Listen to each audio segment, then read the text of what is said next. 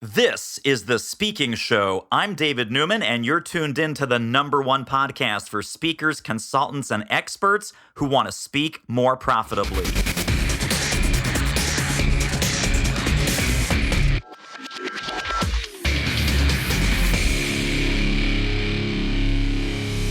You are in for a real treat. Although my guest is best known as the co-founder and first CEO of Netflix, the amazing Marc Randolph has a 40-year career in entrepreneurship and just being an overall good guy. Marc, welcome to the show. Thanks, David. It's a pleasure to be with you. So we're going to start a little unconventional question. You've had so much success, lots of obstacles, lots of fun detours along the way. But in just watching you work and in listening to your podcast and watching the Netflix movie, you seem to be a genuinely humble guy. How do you stay humble? Well, certainly it helps to have a wife who has known me for a long time, who never hesitates to point out to me when I may begin to think that I'm a little bit more than I am. But I think also one of the reasons that I kind of can stay a little bit grounded is that so much of what's happened, I've kind of recognized is not entirely me. You know, I've been really lucky. I've had a chance to work with all kinds of other smart people. I got into being an entrepreneur before it was a thing, before it was something you could actually make money at or become well known at. So I often say I got into it for the right reasons. So I guess things just broke my way. That may be another example of a little bit of a humble statement. But yes, let's go with that. Let's go with that for now. So your book, That Will Never Work, is all about the crazy misadventures, early days, from the germ of an idea. And I think this is where I think you get a lot of joy and a lot of fun in helping other entrepreneurs, taking people from the germ of an idea to an actual business. Having invested in all the companies that you work with, having been an advisor to hundreds, even hosting your new podcast, also called That Will Never Work. What do you think are some of the core principles of taking an entrepreneurial idea into reality? Well, absolutely. Probably the most important one is you have to start. And that just sounds so trite, but it's so true. I mean, in all the people I speak to who have these ideas and they're all passionate about them and they can envision it, how it's going to change the world, but they never start. And if you don't start, obviously you're never going to get there. And so certainly entrepreneurs have that predisposition to action. They think less and they do more. And certainly even when, Reed Hastings and I first had the weird idea that maybe we could use DVDs to do video rental by mail, we didn't rush home and work on a business plan or put together a pitch deck or we're going to do some further study. We immediately turned our car around mid-commute. We were driving to work and went back and tried to validate the idea. So that's certainly, I think, one of the big principles is you've got to do something. The other big principle, of course, is that entrepreneurs recognize that ideas are ephemeral, that they don't get all caught up on, is this the perfect idea? They recognize that the thing you want to fall in love with is the problem, not the idea. Yeah. And you're going to abandon the idea as soon as you get the slightest hint that this may not be the best way to solve the problem, but oh my gosh, I've learned something even more interesting about the problem I'm trying to solve. Let's try this. And certainly looking backwards, I've seen dozens and dozens of things that entrepreneurs do, but those are probably the two big ones. Now, it's funny that you mentioned your wife, your best friend, your partner in life. She did not believe in this idea at the beginning, at all, correct? Yeah, in fact, that is the reason why the book was called That'll Never Work, and the podcast is called That'll Never Work, and the Clubhouse is called That'll Never Work, is because that is what I heard 1,000 times, certainly when I was pitching Netflix to people, and I heard it from investors. I heard it from employees. I heard it from, my wife thought it would never work.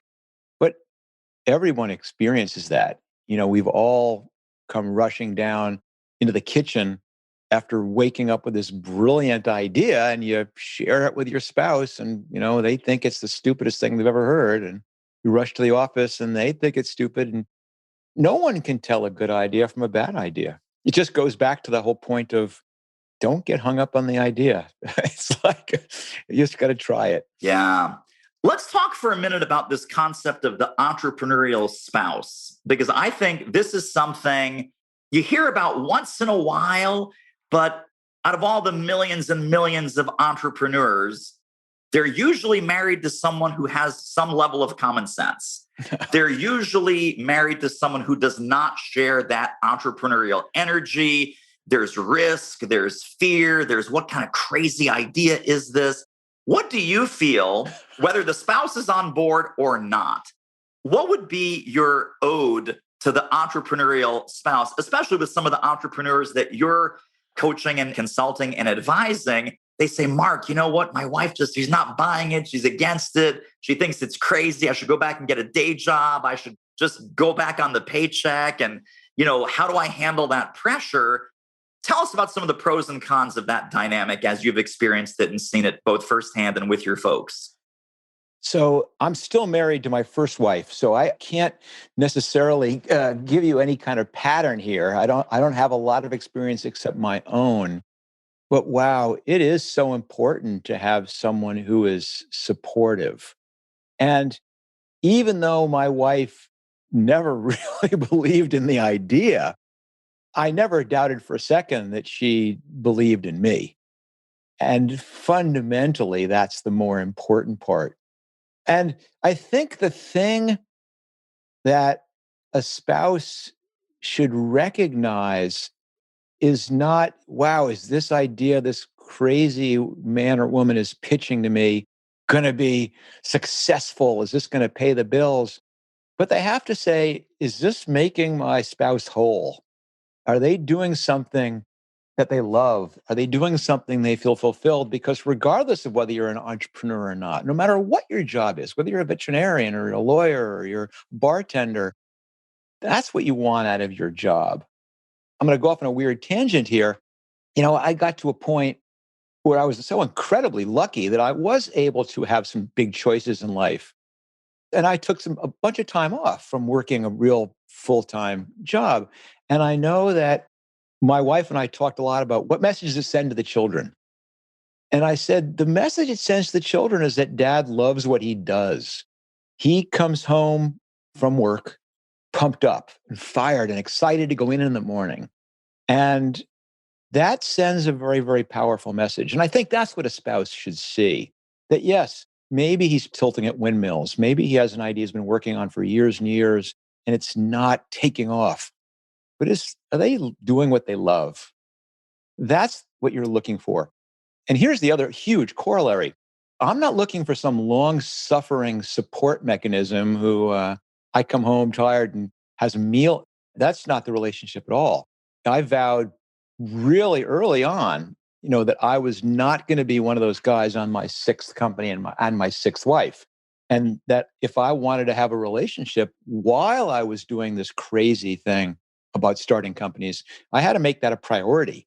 I had to carve out the time to be clear. And I don't just mean in signaling, I mean genuinely that this was as important to me as anything else I was doing. That having that relationship, maintaining that friendship, supporting my wife and the things that she was doing. And believe me, as an entrepreneur, you know that these are not 9-to-5 jobs. There's things going through your head all the time. It is tremendous amount of effort to say, I'm going to carve out the time to be present when I'm with my family. I'm going to make sure I have the time to be with my family. So it works both ways. Oh, for sure. Talk a little bit about Tuesday nights, because I think that is a fantastic practice and a fantastic lesson for all the entrepreneurs listening. Give us the Tuesday night scoop. So my thing, what I've been aiming for my whole life is not necessarily entrepreneurial success. I'm not saving up for a private jet or, that's not the important things to me. What I aim for is balance. I've recognized that business is not everything for me, that I do have these personal things that make me whole, which is largely outdoor stuff. And I have a wife and I have 3 kids and I want to have that happen. And so to make that happen, you've got to carve the time out. And so one of the disciplines I put in place, this is long before Netflix, was my wife and I had a date night. It was Tuesday nights. And what that meant is every Tuesday, without fail, I would be out that door at 5 o'clock. And we'd get a sitter when we had kids.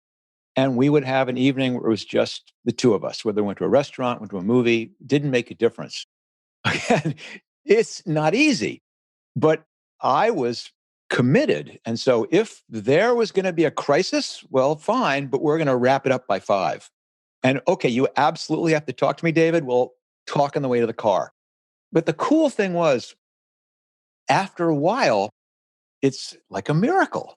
The crises stop happening at 5:30s.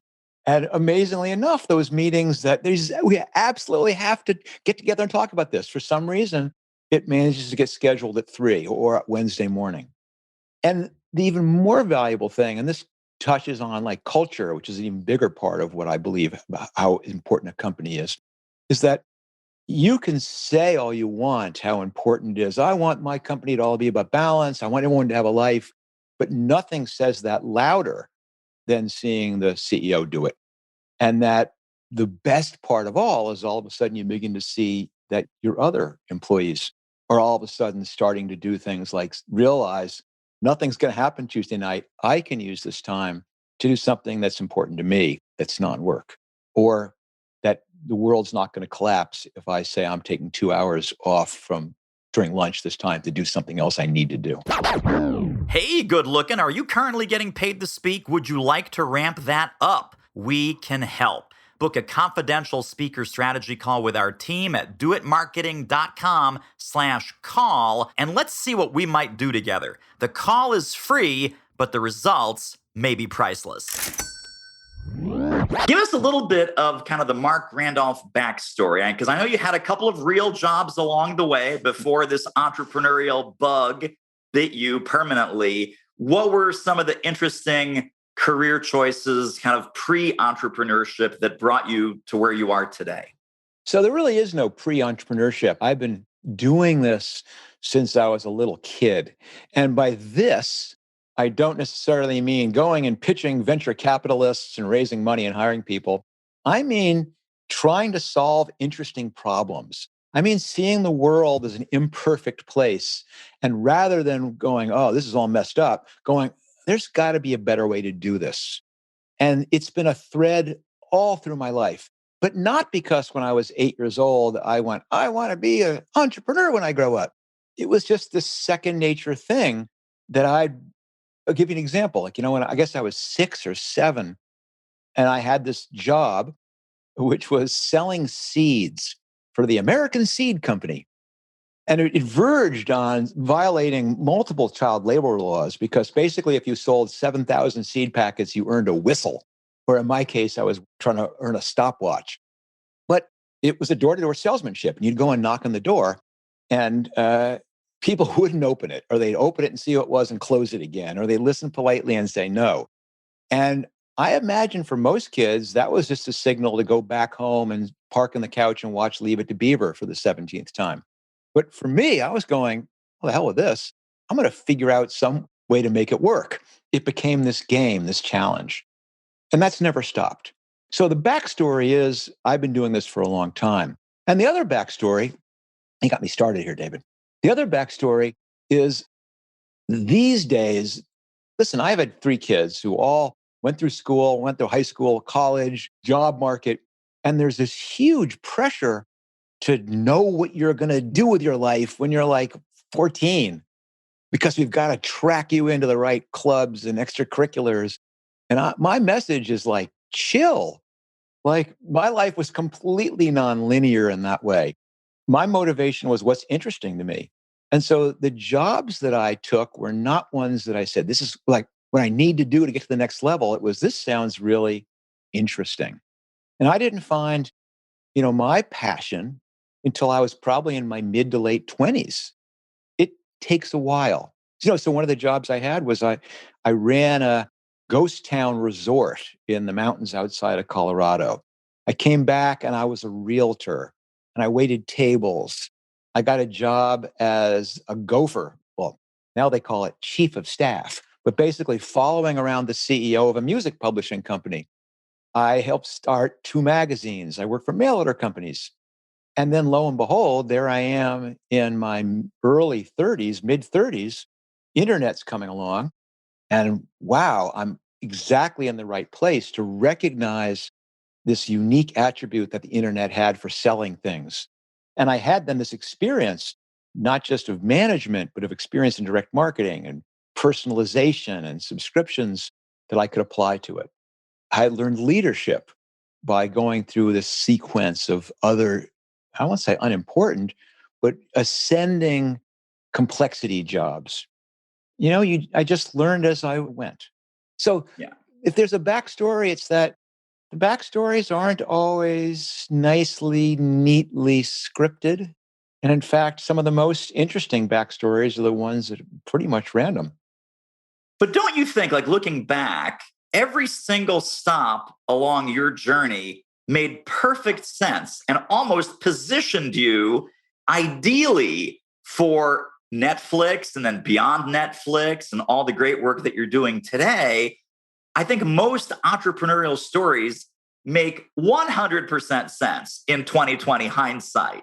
When you're doing all these random left turns, detours, brick walls, dead ends, falling into manhole covers, you're like, wow, this really sucks. And then you don't realize that, you know what? 3 years from now, or 5 years from now, or 10 years from now, you will be grateful that you have this experience, that you have this skill set, that you learned from the people that you learned from. I mean, the other thing that really impresses me about you is you're like a sponge. You're just like, you are a constant, lifelong learner, and you're just picking up these ideas and these strategies and these insights with every, like you said, seemingly unimportant detour or wrong turn. But the wrong turns turn out to be the right turns sometimes, don't they? Yeah, I think you're entirely correct, David, in that what you're seeing a lot of successful entrepreneurs do is not that they have prepared in some planned way where they've said, here's the skills I need to accumulate over 10 years. What you're seeing is someone faced with a circumstance and being able to look back at the skills they randomly have accumulated and say, how do I apply the things that I'm actually good at towards solving this problem? So for me, yes, I think calling me a sponge is a compliment. I'm intensely curious. I love going deep in apparently random things. And I've done it enough that I don't even think for a second, oh, this is a waste of time. It's almost like being an intellectual hoarder where you don't ever want to throw anything out because, oh, this could be useful someday. Now, of course, in the physical world, that gets you a starring role on some reality show. But in this world where you do not know what the future is going to be, how can you prepare for it? All you can do is pursue the things that are interesting. That said, there's absolutely some things you can actively do. I mean, number one, of course, is follow your curiosity. That the way to work hard is to be passionate about something because you're curious and you're driven, not working hard because there's some external pressure that I have to work hard so I can be. I have never worked hard in my life in the definition of forcing myself day after day after day to spend hours chained to my desk. I worked incredibly hard because I love what I've been doing. It's so fascinating. But the thing that I do recommend people do is if you have something you think intrigues you, start doing it and do it at a reasonable scale that scale your aspirations to your abilities. So a lot of people now, because of the glorification of entrepreneurship, they go, God, I would love to start a company. I'd love to take this idea I have and make it real. How do I start? I can't raise money. I go, don't. Start doing the things an entrepreneur does now, which is do it on a small scale. If you're in college, sell something out of your dorm room. Do a simple website. One of the thing that you and I share, which is kind of this passion for public speaking, you know, people go, I'd love to be a keynote speaker, but God, I can't imagine getting up in front of 10,000 people. But we didn't start by speaking to 10,000 people. We started by speaking to 10 people. And we did that not because we said the key to speaking to 10,000 people is speaking to 10. It's because the thing that draws you to it is just as real at 10 people as it is as 100, as 1,000, as it is 10,000, which is that feeling of communicating, of watching people get it, of bringing them along on this emotional journey with you. And if that's what motivates you, that drives you to get better at it, you can get that from a small experience. And the things you learn from the small experience to get applied to the medium-sized experience. And then all of a sudden, 5 or 10 years later, you're working in the big leagues. And it's the exact same thing in the startup world. I started forming clubs in college. I launched magazines in high school. And those involved going to the student council and asking for money. That involved going and getting my friends and convincing them to join me in this irrational journey for no money. It meant solving problems that hadn't been solved before. It meant overcoming disappointment. And I was doing that for years and years and years, so that by the time I was doing it for real, quote unquote, I'd already been doing it for years. That's the key. Yeah, I totally love that. Let me ask you about your adventures in writing. You seem to be a natural writer. You seem to love writing, even the way that you talk about writing on your website, as far as your blogs, your newsletter, obviously the book. How did you develop the passion for writing that you have, and the skill and the discipline? Well, that's a great question. So the people, when they read the book, go, wow, you good writer. That's your first book. How did you do? And I go, sure, but I've been writing for 30 years before I did the book. This is a great question. I don't get asked this very often. I'll take two different swings at it here. The first is I went to a liberal arts college. So this was not a career prep. This was a preparation for life.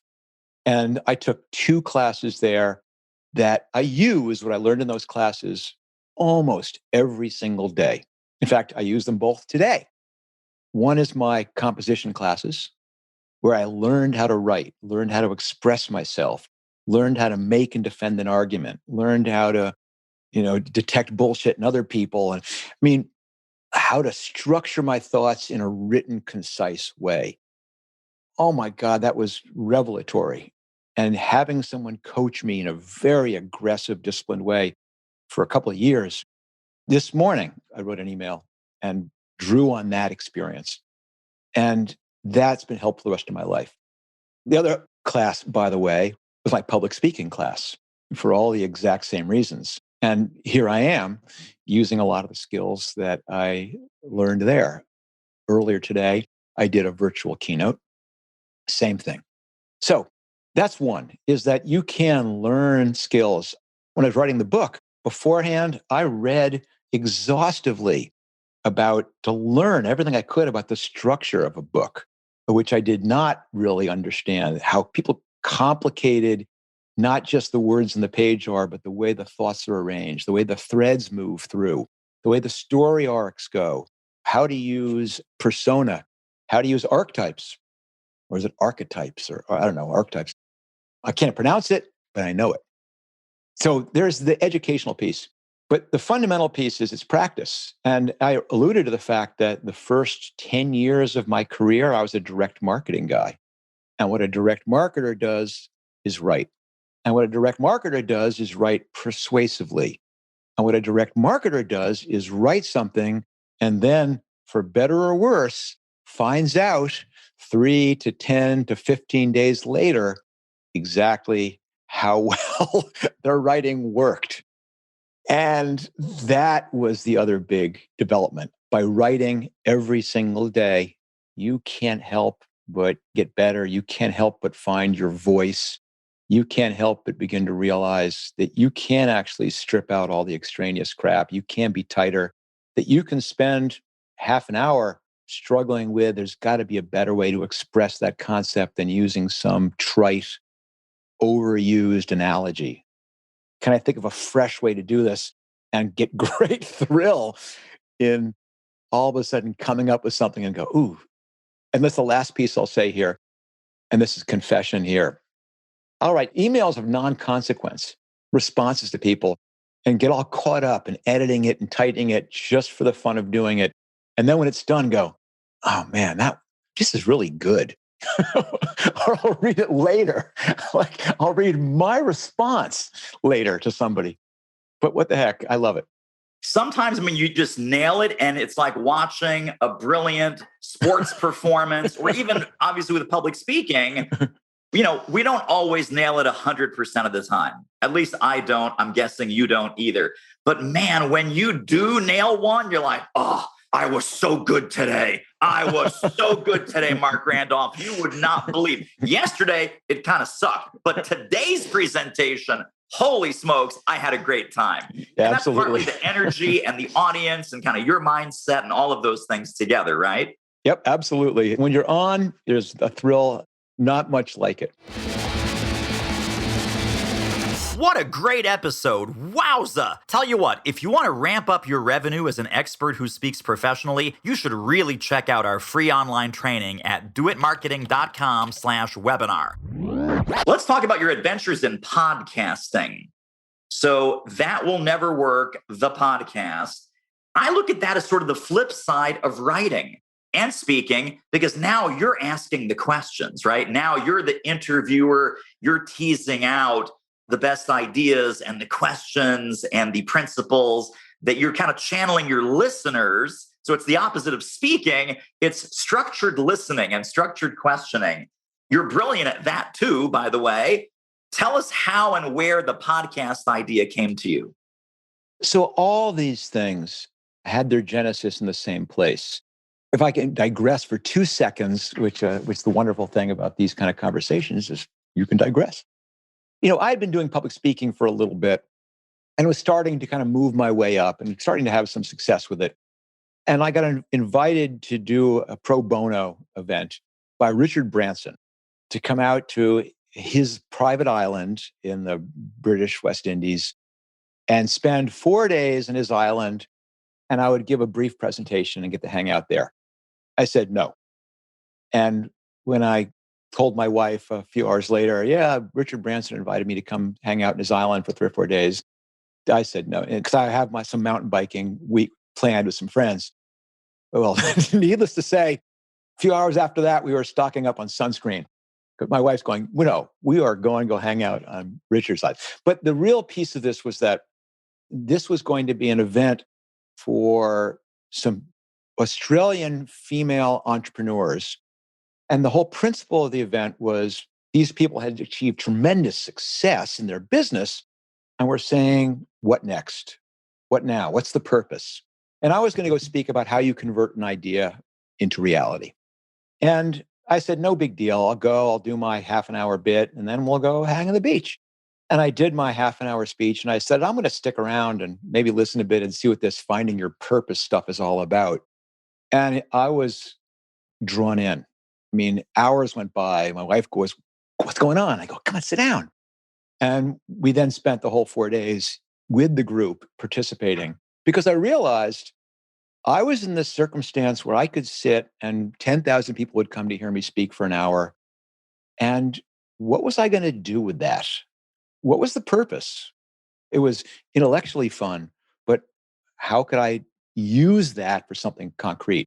And what I realized was that all of these things that I'd learned over 40 years as an entrepreneur could be used by almost anybody, whether you're an entrepreneur or not, if you have an idea or a dream you wanted to make true. And that's what totally changed the arc of the public speaking. It all moved toward how do I help people unlock the ideas they have in their head and make them real. It's what made me want to write a book 16 or 17 years after leaving Netflix, because I wanted people to understand what goes into taking a crazy idea like video rental by mail and making it real. It's what made me do all the writing I do. And then, of course, I recognized I was doing all these phone calls with entrepreneurs. I still do them, where they call up, I have a problem. I go, let's get on the phone. Let's see if I can work through your problem. And I began to realize this doesn't scale very well. I wonder if I could just record these calls. And so I began recording the calls with their permission, of course, and then letting other entrepreneurs listen. And some interesting stuff happened. Number one, they'd go, wow, this is really helpful. That was the problem I had. The other thing they'd say, what was amazing was learning that other people had these issues. Because entrepreneurship fundamentally is a very lonely profession. And to know other people are struggling with the same things you are, I mean, I empathize with them. So I'm going to contradict something you said, which is that on my podcast, originally, when people were saying, you should do a podcast, of course, they envisioned me doing a version of how I built this, where basically I interview successful entrepreneurs, I interview famous people, and I certainly have a strong enough network. I could have done that. But I said, there's people who do that and do it way better than I do, yourself included. What I want to do is interview people who would never be interviewed. In fact, what I would love to do is do a live mentoring session as the podcast. So yes, I'm going to interview the person to understand their challenge. What have they done so far? What have they tried? What is their idea? But then have the outcome.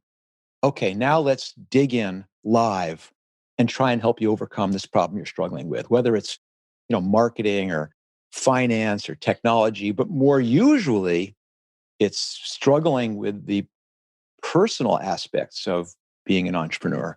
Yeah. How do I get along with my co-founder? How do I keep life and work balance? So these are not the kind of podcasts that I can get people to download because, hey, I'm interviewing Richard Branson. But I don't care. If I can get someone to listen in and come away going, oh, that was really helpful for what I'm working with, then I've done my job. Totally amazing. I have to ask you, only because it's in the blurb that Mariah sent me. A couple years ago, you sold one of your companies to Google for $2.6 billion. That's billion with a B. How did that feel? How does that feel? Again, such a grounded, giving guy like yourself. You're like, I sold this thing for $2.6 billion. Like, do you have like an out-of-body experience? Does sometimes Marc observe Marc and go, wow, I have come so far from that kid driving around, doing whatever I was doing, selling zinnias door to door. What does that feel like? It's truly out-of-body experience. I don't even know how to analogize it properly. Even when we started Netflix, all I wanted to do was see if we could figure out a way to do video rental by mail. Could I get customers to actually do this? You never in a million years think that someday you'll have 200 plus million subscribers. The company will have a market cap of, $150 billion or, it's absurd that there'll be this Netflix and chill. God, I never saw that coming. And it's the same thing. Seriously, last night, it was a beautiful night, and my wife and daughter and I drove to downtown Santa Cruz and ate dinner outside. Probably only the second time I've had dinner at a restaurant in Santa Cruz in the last year and a half. We were sitting outside, and from where I sat, I could see about 2 blocks away the building where we did Looker. And I could see the 4th floor, which has a big outdoor balcony. And I actually commented to my wife, I go, it's just so miraculous that this crazy thing that Ben and Lloyd and I did, just because we thought it was kind of a cool idea, ended up being real. I remember when we moved into that building, how we couldn't believe that because for example, when we started, we were in this tiny little rented space.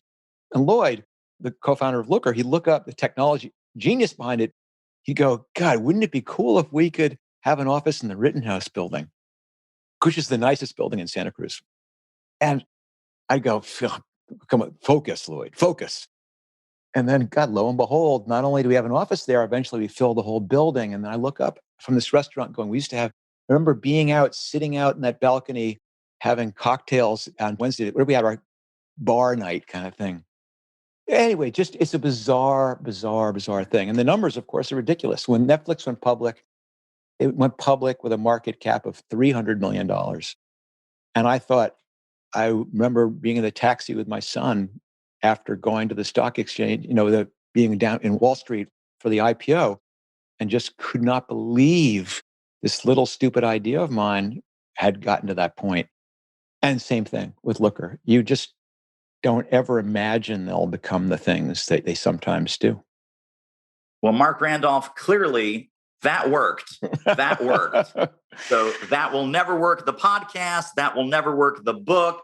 Tell people where they can get connected and stay connected to more Marc Randolph brilliance. Well, certainly. Thank you, David. Certainly the things that I'd recommend is listen, if you want to check out the podcast, you can find that pretty much any place you find podcasts.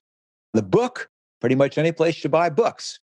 But listen, if a 300-page book or a half-hour podcast is too much for you, and you do want to get some more of the short-form, nugget-sized wisdom from me, the best place to go is my website, which is marcrandolph.com. There you'll find all my blog posts, my emails. You'll have also all my social media links. So if you want the little prettied up versions on Instagram, you'll find that will never work, or on Twitter and LinkedIn. You can figure it all out. Excellent. And we're going to put all of those in the show notes directly under this episode at thespeakingshow.com. Well, Marc Randolph, it's been a joy and a pleasure. Thank you for stopping by. David, thanks so much for giving me the chance to ramble on like this. You can tell I love talking about it. Well, that wraps up another episode of The Speaking Show. Hey, tell you what, if you like us, rate us and review us on iTunes. Subscribe. Tell a friend. Go grab the notes and downloads and extras at thespeakingshow.com. See you next time.